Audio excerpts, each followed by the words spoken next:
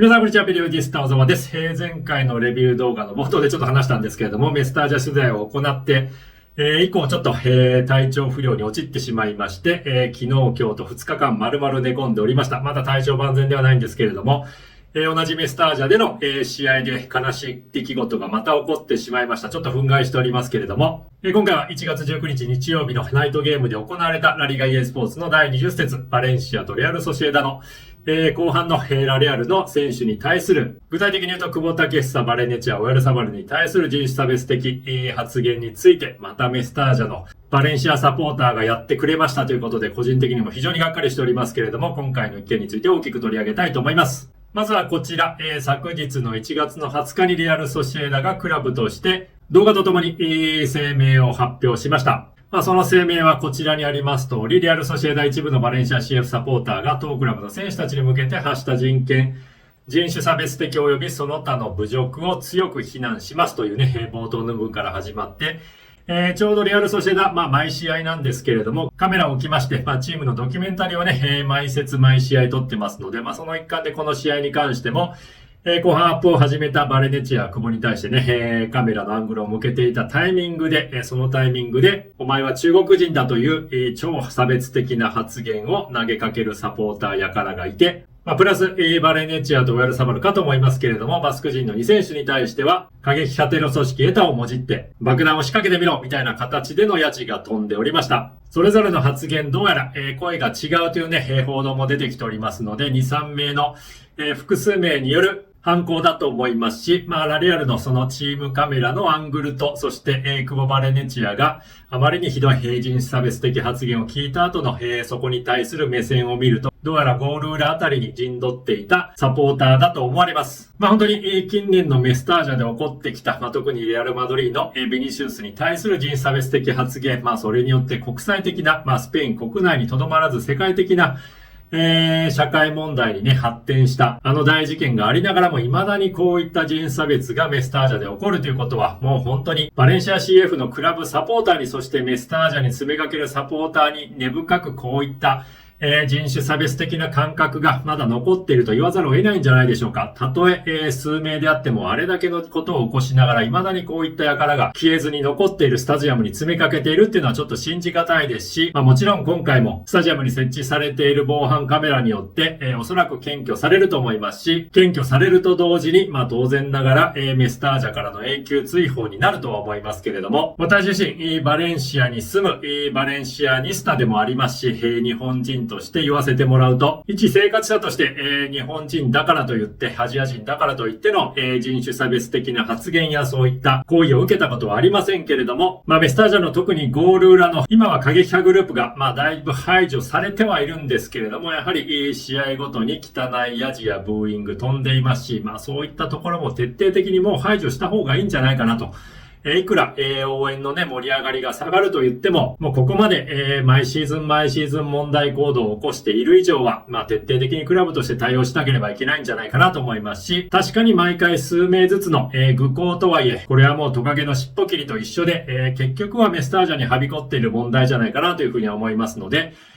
こういう話をするのは非常にね、また気が重いんですけれども、実は、今年年明けの1月3日のレアルマドリー戦で、私は、取材で記者席で見ていたんですけれども、息子たちが3階上段席で、見ていた時に、背後の、若いバレンシアニスタサポーターたちかなりグループになって、ビニシウスに相当ひどい、人種差別的発言をしていたということで、マドリディスタの我が長男は判別を書いていました。今回実際問題ピッチに近いエリアで人種差別的発言が行われたので、集音マイク含めて拾えましたけれども、ピッチの上段ではそういった音、声拾えませんので、未だにそういったコールを、ヤジを侮辱的な発言をしている人は間違いなく数名レベルでは留まっていないというのは、これは事実だと思いますし、さすがに私も記者席周辺ではそういった声が聞き取れませんけれども、まだまだはびこっているのが事実だと思いますし、なぜこういう問題がはびこるかというと、やはり、メディアを通じて大々的に問題視していないというところが、あるんじゃないかなと、問題を意図的に矮小化しているわけではないと思いますけれども、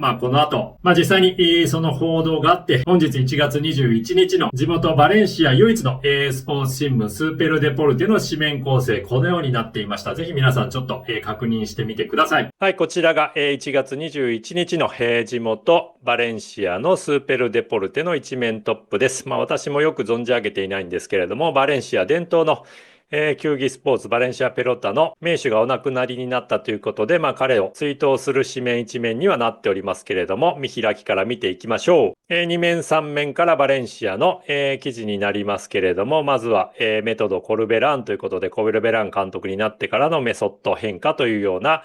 内容がね、載っていますし、3面4面に関してもコパで、バルセロナとの対戦が決まりましたという話です。そして6面7面も、先日のラレアル戦で、素晴らしい活躍をしたキャプテンホセガヤの奮闘活躍についての記事ですということで、もうね、これだけの6ページにわたってバレンシアの記事を作りながら未だに、その人差別的発言の、ニュース記事がないということで、ようやく8面のこの一番下に出ていますということで、ちょっと情けないですよね。もうさらっと、しれっと出すだけで終わりと。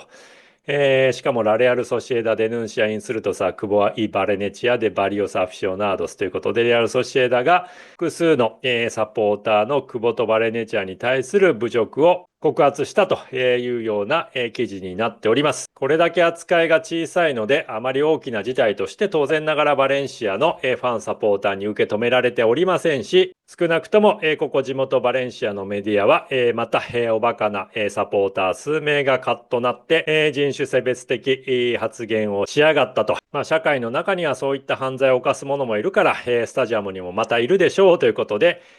そういったものは排除しなければいけませんねと、表向き体裁としてはポリティカルコレクトな発言をするんですけれども、この記事の扱い方、ニュースの扱い方を見てもらえれば、どれぐらいの重要性を持って地元メディアが伝えているのかを、皆さん分かってもらえるんじゃないかなというふうに思います。個人的には一面トップにしても何らおかしくないぐらい重大な事件ですし、これだけ立て続けに相手チームの選手に対して人種差別的発言が繰り返されているということはもっと重く、少なくともメスタージャ・バレンシア CF 周りの、メディア、関係者たちは重く受け止めるべきかなというふうには思います。私自身、試合のレビュー動画でも話しましたけれども、メスタージャの、ああいう試合終了間際の 1-0 でリードで逃げ切るぞという時の一体感であったりとか高揚感というのは素晴らしい雰囲気を作り出してくれるスタジアムだとは思ってますけれども、一方でこういった事態、人種差別的発言が根強く根深く残っている限りは、やはりそれを、一部のファンサポーターの責任、トカゲの尻尾切りにとどまらせることなく、やはりクラブとして社会として、バレンシアの地域コミュニティとしてもっと、